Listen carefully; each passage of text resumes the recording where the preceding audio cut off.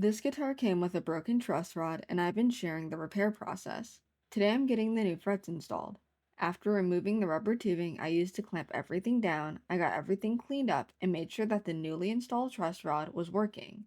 I was really relieved to see that it worked perfectly, and then I got the neck all straightened out. I cleaned out the fret slots to receive their new frets and radius and fret wire, making sure that the radius was a little bit tighter than the 12-inch radius of the fingerboard, and cut all of the fret wire to length. Since I added binding to the neck, I can't install the frets with the tangs fully intact. My fret tang nipper from StuMac works great to remove a small portion of tang from either side so that the fret can sit fully within the binding. I then have to clean up those cut tangs to make the fret bottoms perfectly smooth. Even a little edge left over from the tang can lead to the fret sitting unevenly, and I want to sand as little fret as I possibly can once I get to the level and crown stage. That means that getting the frets as level as possible in the install is really important. I'm using a hammer to get these frets installed. This method requires the right touch to get the frets to sit just right.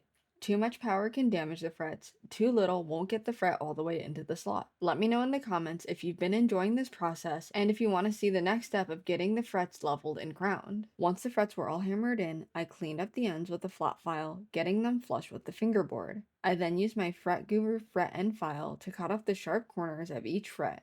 Going in with some sandpaper after all of that leaves me with a slightly rolled fingerboard edge and no sharp metal to catch my hands while playing.